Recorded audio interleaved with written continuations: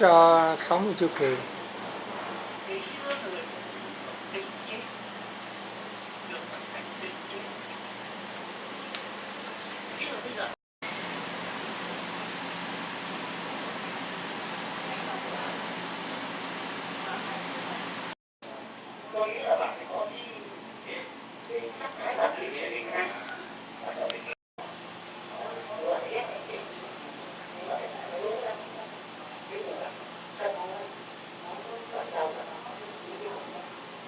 Ông là coi cái trung tâm huấn luyện bên trái vậy nè, đó, chỗ retirement funding building, ông già hồi nãy đó, hồi đó ông ở đây, ông làm cho. Things in that country is that if you are not Cambodian, then they will not provide you any services. And if you apply for a license to establish a safe haven in Cambodia, you will not be given a license if it's to take care of ethnic Vietnamese children. So they have rejected us in that regard because we want to provide a safe haven situation for the Vietnamese children that we want to rescue. But unfortunately they denied us because we are not taking care of Cambodian children. And then of course Congressman Pitts continues on to say, as you know, USIM is uniquely positioned to assist victims of human trafficking in Cambodia who speak Vietnamese. Under the current policy and system, translators and services for non-Cambodian victims of human trafficking have been virtually non-existent, and that's true. But of course, they still did not want to provide us any assistance, so we have to move those children out somewhere. And right now, they are in safe houses in the country, hidden away from these human traffickers. In June of 2005, the U.S. State Department published this report, Trafficking in Persons Report, where it listed about 150 countries around the world who have some sort of problem with dealing with human trafficking within their own country.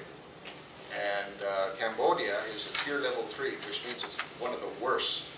In fact, in October of last year, when this report came out in June, President Bush signed an order to stop all foreign aid to Cambodia because of their human rights violations. And so in October of last year, that foreign aid to Cambodia was completely stopped until Cambodia gets out of tier level 3 and starts dealing positively with their human rights problem. Now in that same report, the State Department came up with effectively 3 ways to combat human trafficking. Comply with whatever the CNMI government would want us to comply with. And I've talked about how do we get passports or identification papers for these children in order to process them for exiting the country. I talked about the United Nations Human Rights Declaration and how a world travel passport was developed from this. Well, if you refer to the Declaration of Human Rights that was adopted by the United Nations, 191 countries around the world, that was adopted on December 10, 1948, you will see that on Article 13, it says that everyone has the right to freedom of movement and residence within the borders of each state, country. Everyone has the right to leave any country, including his own, and to return to his country. So in other words, there is freedom to travel. It has been accepted by the General Assembly of the United Nations as one of the declarations of what human rights, or one of the declarations of what everyone has a right to, and that is freedom of movement. We just have to make sure they have the proper documentation. And so an organization in Washington, D.C. established the World Passport based on that declaration by the United Nations. And this World Passport is exactly the way we would apply for a passport. We have to provide documentation. We have to provide affidavits. But we cannot have it issued by Cambodia because these children are not Cambodians. And we cannot go back into Vietnam because Vietnam sometimes will not want to honor who these children are if they have been out of the country for some time. So they're really stateless. So we have to then appeal to the World Passport or the World Travel Service Organization to issue this. And we have talked to Dr. Davis, who is in charge of this organization, and he has accepted that he will issue these passports if necessary, provided, of course, we provide all the necessary documents to the extent where we can identify who these children are, short of birth certificates or other types of documents, official documents. We can certainly do it through maybe affidavits. The issue of Saipan and the CNMI, of course, is the rehabilitation aspect. You know, Saipan is a very, very good place to raise children. That's one of the reasons why we chose this area. There's a reflection period that we would put the children through where they would experience this newfound freedom. We would continue our evaluation and observation of the children medically and psychologically, and then we would prescribe and treat them under certain standards of care that any hospital or mental institution or medical institution would provide for children who have been affected by this traumatic experience. So all of this will be handled by us.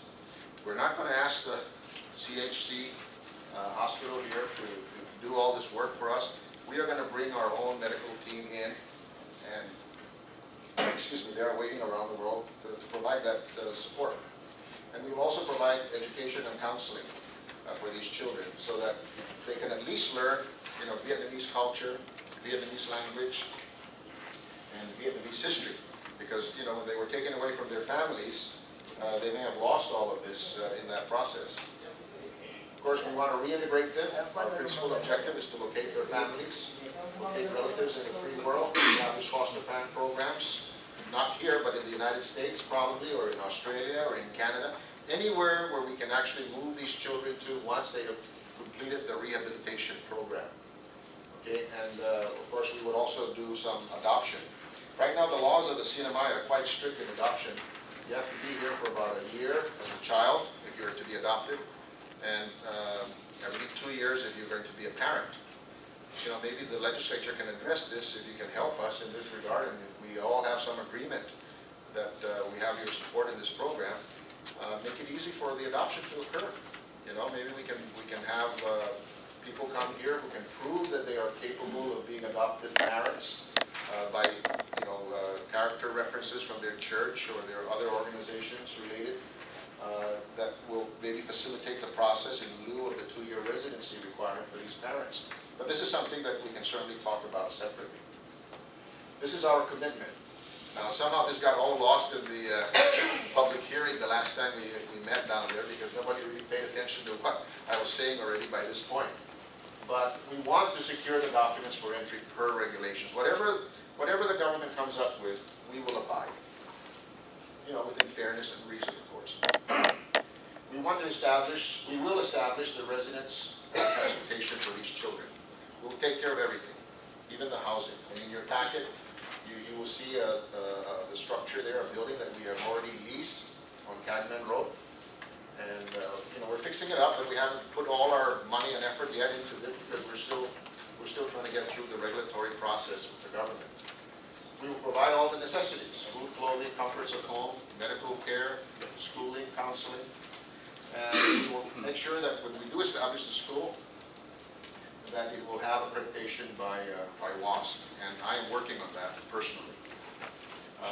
We will provide, of course, medical care and counseling, and we will, of course, provide bonding insurance as necessary to show our strong commitment that we will not make these children burdens on the community. This is just a letter of support from Archbishop Apron. You can read it, it's in your packet, where he strongly asks, at that time, Attorney General Clyde Lemons and the community to please consider supporting and helping our effort in this regard. Bishop Camacho also in the local diocese here provided a letter of support that if we go forward with this, the Catholic Church stands ready to assist locally, and he will even go to the extent of bringing in priests and nuns who can speak Vietnamese and English. But here's what Bishop, Archbishop Apron says, that these children are not tourists, nor are they workers, investors, nor retirees. We should not compare problems with other entry permit programs, as we are now experiencing, unfortunately, and expect that we will have a problem already with the Safe Haven entry permit program. These children are invisible to the world because they cannot take care of themselves. We have a responsibility, I think, and an obligation as adults, and not only that, but we live in a country that supports strongly freedom and human rights. And I think it's incumbent upon us, to address this issue, because now the question is being put before us. But their youth has been taken away from them for a life of fear, brutality, and sexual abuse. And so, Archbishop, asked to please support our work, the United States International Mission, And he leaves us with this phrase, you know, that whatever you do for the least of my brethren, you do to me. And that, ladies and gentlemen, is the presentation on USIM. I'd like to call Mr. Glenn Chan. There was a lot of questions about our founder and our chairman. I'd like to call him up to just give you a little idea of our organization and the support that is behind us. While he's coming up here, I'd just like to introduce some people that have joined us from the States. Mr. Tu Truong from California, Mr. Daniel Nguyen from California, Mr. Tong Nguyen right here with me from Australia, of course Dr. Tran from Germany, and Mr. Wayne Hun from Seattle, Washington.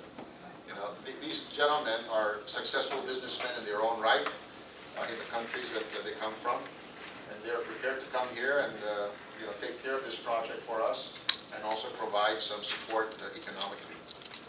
Tony? Thank you, Speaker. Thank you, President Senate, and thank you, ladies and gentlemen. Today, the first time, we are very happy to see you directly, and thank you very much to answer your question.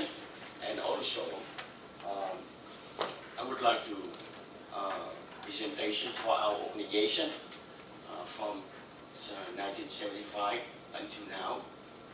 And the reason why we try to bring the baby from Cambodia to Saipan and to other country. First of all, I would like to introduce myself. I'm a civil engineer, my background. After 75, I'm still in Vietnam. We went to the jungle with the Vietnam soldier in South Vietnam. I become to a freedom fighter. I'm staying in jungle 8 years. We keep fighting with the communist regime after they took over in South Vietnam illegal. So we have peace accord in 1973. U.S. and United Nations and 14 countries signed. But the communists, they take over in South Vietnam by force. After 75, we have 1 million Vietnamese people escaped from our country to the jungle, to Cambodia, to Thailand, and to overseas. We have 1 million Vietnamese die in the ocean, 1 million Vietnamese die in a jungle, and 250,000 Vietnamese soldiers in South Vietnam in jail until 20 years. After 1982, I myself and my family, my wife and my children, I have 4 boys. We escaped from Vietnam because we suffer in the jungle. We are witness. 100,000 Vietnamese soldiers in South Vietnam died in jungle. We escaped by boat to Philippines 10 days and night. We went to the Palawan camp, and from there we were direct to the USA. I'm resettling my family in California, and I become to the builder, the contractor in California. I'm stay there until now, and my family. We get the licensee, the general contractor B1. I become to be an owner with a construction company. We make $1 million in California. Until 1984, it's our people inside Vietnam still suffer and suffer. I receive 100,000 letters from my people and freedom fighter from jungle. Ask me to help them. We close our company. We go back to the jungle in Thailand border and Laos and keep continue with the freedom fighter in jungle. And I become a commander-in-chief. Give a lot of people freedom fighter in jungle Laos, in Cambodia. From 1984 until 1991, I myself, we entered Vietnam. We try to organize the resistance group and freedom fighter inside Vietnam to bring the democracy and freedom for our country. Until 1993, we go back to the Cambodia when the Cambodia have a free election. And we have 1 million Vietnamese living in Cambodia after they escaped in South Vietnam to Cambodia. They stopped over there. And we organized the vocational training school And our gentlemen, we can show and our school and one by one, you will see it. And we have our community in Cambodia from 1993 until 1997. 1997, Hun Sen government, they make a coup d'etat and they overthrow the Phun Sipek party in Ranaric. And Phun Sipek party, they have escaped from Cambodia to Thailand border. We stay with the Phun Sipek party in the Thai border, and we asked the United Nations to send them back in the 1998. And after that, we have a second free election in Cambodia. After that, and the Phun Sipek party and our people, freedom fighter, we get back to Cambodia. From 1999, we organized the government of Free Vietnam in overseas. Because the government of Free Vietnam in exile, after 75, we formed 1995. But 1998, we organized overseas. I had to travel around the world. And until year 2003, year 2001, I was elected as the Prime Minister in government of Free Vietnam in exile. I ran the government of Free Vietnam in exile from year 2001 until 2005, last year. I'm retired. And I went to Cambodia and tried to rescue the baby, because right now, over 10,000 Vietnamese baby, is still in Cambodia under traffic control. We went to Washington, D.C., we met Bill Clinton, we met the State Department, we met the congressman and senator, we asked the Pentagon and military US Army, we asked them to help our people, rescue our people from Cambodia. But until now, we are not successful, because we're looking for the destination.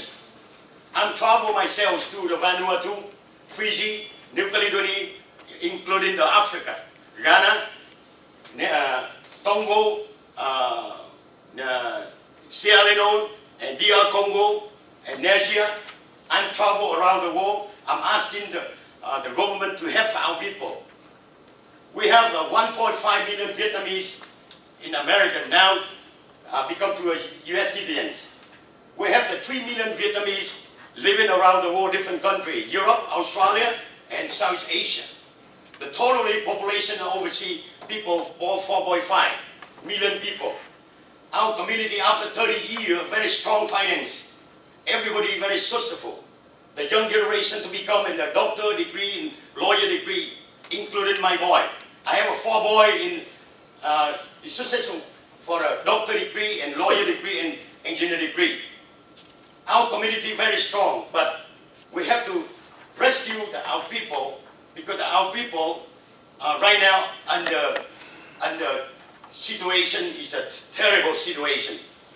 We volunteer contribution our life, including the Mr. Dr. Sun, we just introduction to you, but we have 1,000 Vietnamese overseas willing to give contribution our life to rescue the baby to destination location.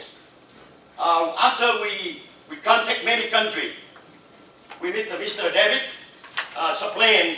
He called me, tried to visit in Saipan one time. I promised them, when I'm staying in Ghana, last year, I'm trying to ask the Ghana country government to help our people. They agreed. The president, I met the president in Ghana, they resettlement for me in a tsunami area. And they gave me the 3,000 acres. They gave me the regulation. They gave me the immigration, everything. But after I asked our baby from Cambodia, I had to explain honestly the situation in Ghana. They look in the black community. They scared, they don't want to go over there. Thus they deny it. We cannot force them to go over there, because they have a choice. And the second choice, I'm flying at Saipan, David, and asked me, come in here and try. I came here until now, almost in a 6 months I'm staying here. But I'm travel back and forth Cambodia, because I have to maintain the safe house in Cambodia, border in Thailand. We still maintaining the baby. They are now almost 5 months. And David asked me, please, and come here. First of all, I'm very happy to stay here, even resettlement my family here, because the weather here, the culture here, your people here is exactly the same the Vietnamese culture, and everything the same Vietnamese, 90% the same our country. And after that, I called my member from different country came here, including inside Vietnam. Everybody happy to resettlement in this area. We try to lease the safe house in Cockman 2. We try to set up an office. We're willing to expand until now over $100,000. Today, the container from California, we ship the computer, the equipment, the school supply, everything. It's a landing now and today in Saipan. We will show you, we have the finance ourselves, we have the Vietnamese community, we have the radio broadcasting 24-hour FM channel in California, and we have a recognized from the United States and in America. We have the recognized from the Garden Road City, Anaheim City, West Middelburg City, and Little Saigon City. Our community. Đúng rồi, thấy vui đấy là bằng chứ. Thấy hình tượng ông tổng bí thư mặc áo màu xám, trên túi có cây viết xanh. Ai Còn vui. Đó, hiện tại thì chúng tôi thấy là đồng chí tổng bí thư rất là rõ. Đó, Dương Trung Và rõ. sau lưng đồng chí tổng bí thư thì có một đồng chí nào chưa có thấy mặt, thành ra chúng tôi có đồng chí Hàn Kim Quang thì Đồng Bá Hưng đó là đồng chí tổng bí thư có vẻ tâm tư, trông gầy ốm hơn trước nhiều. Ok, nhưng mà sự hướng dẫn của tôi không có rành về kỹ thuật mấy, nhưng mà cũng đã làm tròn nhiệm vụ, quý đồng chí đã thấy được rồi. Vâng, tôi thấy rất rõ thì cần phải dung và kỹ xảo hơn. Những người cơ quan đưa ra khoe hai cái bức cờ trên ngực, phải không? Hỏi gì? Tại nào quốc thì phải.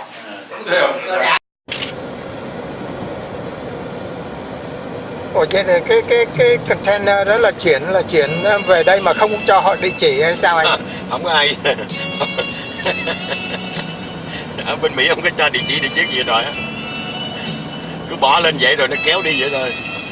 Rồi nó liên lạc về không ai biết trả lời gì hết rồi.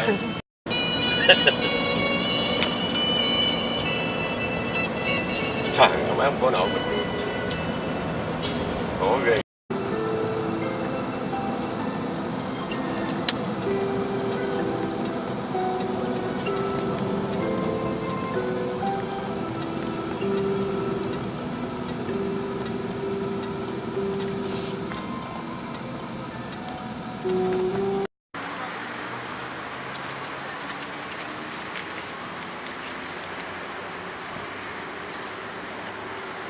Hình đặt luôn lên rồi. Giờ này đi tắm biển đó.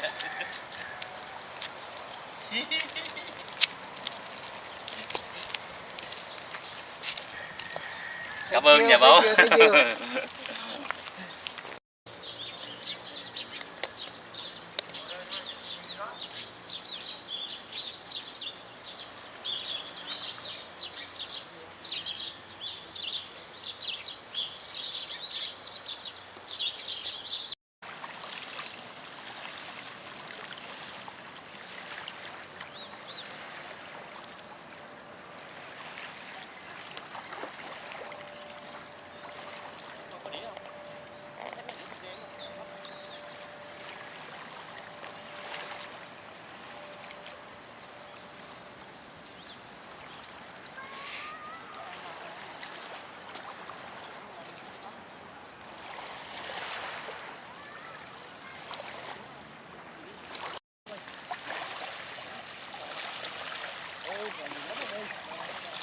Còn nhiều lắm. Dễ nhiều lắm. Dễ còn nhiều lắm. Lại này đi.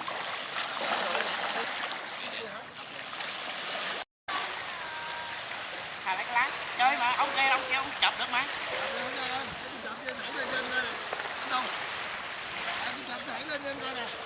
Thầy đi. Thầy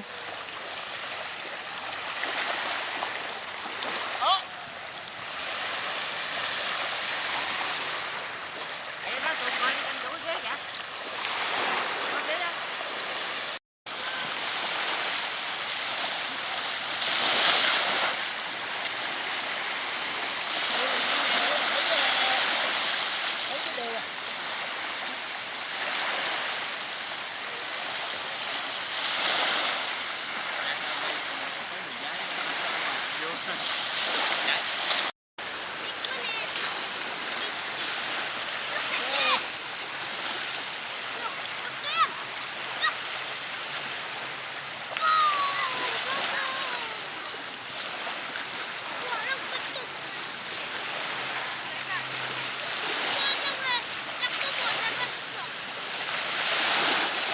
ánh nắng mặt trời tắt lặng không?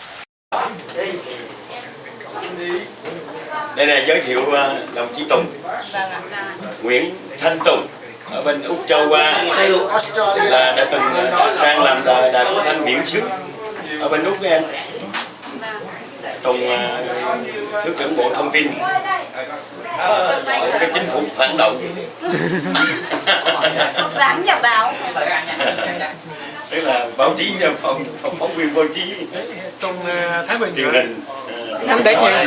Dạ. Anh Tùng hơi ngồi dưới Ngồi dùng đi em, dùng cho mấy đứa em. Cắm ở lên đây. Dạ con ngồi đây dạ. Chị đi sang lên đứng lên. Cái gói đâu vậy? Này rồi rồi. Đây là phút. Còn cái này nè em. Có điều chỉnh như này chứ là ngồi đây chỉnh đây đâu được. Cây đôi mà quen tới đây ít quá mà cái xuống đi ngồi đâu được. Mới đi lên chỉnh nhân dịp có mấy anh em Quang, Sơn rồi Tùng qua. Mời các em quá rồi. Bánh hỏi thịt nướng. Bánh hỏi này bánh hỏi của Châu Trương làm. Bánh hỏi là cái gì em biết không? Ở Hà Nội có biết bánh hỏi không? Không biết à? Bánh hỏi là miền Nam. Không phải bún, không phải. Lên để bánh hỏi chứ không phải bún. Bánh hỏi người ta ăn nó thịt quay. Bây giờ em mới biết là Cái đó vô hỏi nhưng mà là bánh hỏi. Bắt ta không có bánh hỏi.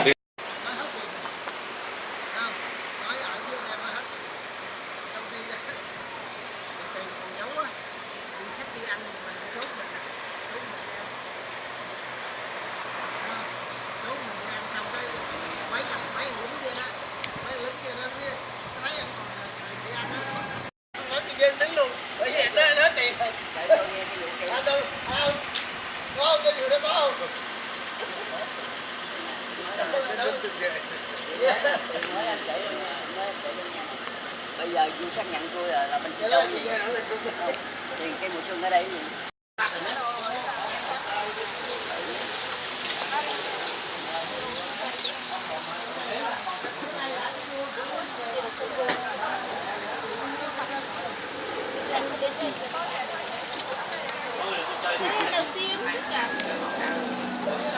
Nhưng mà cuối cùng mới thấy nhiều khi ở là kỷ niệm.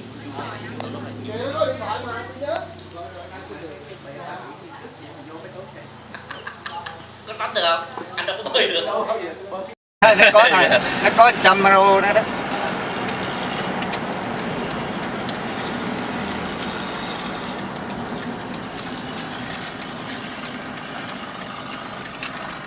Đây đây.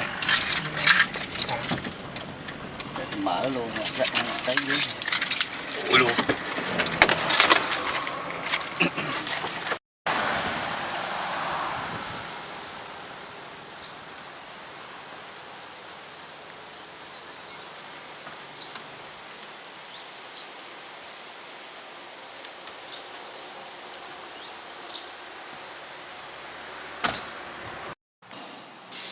Đây là canh xa.